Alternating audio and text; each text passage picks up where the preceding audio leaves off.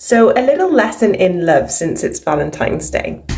So, you know, when you go on an aeroplane and they always have the cabin crew at the front just telling you that you need to make sure to put on your own mask first, your own oxygen mask, if there's to be any issues before helping anyone else.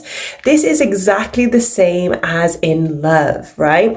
Now, it's not to say that you have to have full self-love, whatever that looks like, but to be actively working on serving yourself first. When you can really bring to the relationship a person who is serving themselves first, what do you think that's going to create? That's going to create an abundance of overflow. And when you can create and serve from an abundance of overflow, you're actually giving from this abundant energy, which feels very different than if you're giving to somebody from an energy of hoping to receive something back.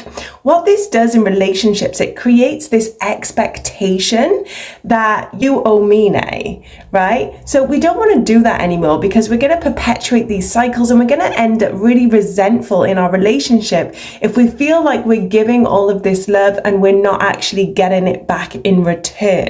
So what can we do? We focus on ourselves. We know how to fill ourselves up. We fill our own cups, and then we give if we want to, but we don't give from an energy of trying to get back. What can we have back, right? Because that is already in lack. That's not abundance. You can feel into that energy and know that if you're expecting something back, then it means that you haven't given yourself something, right? It means that you have lacked in self-awareness to know that you need something, right? And it is up to us to fill that up first. It is not up to our partner. Now, don't get me wrong, our partner should be loving and supportive, but we don't always know what sort of headspace they're at. They could have had a really hard day, you know, we don't always know where they're at. So just to expect them to be there fully is not always the most loving and kind. Now, the most loving and kind thing we can do is to give that to ourselves first. And if we don't know how,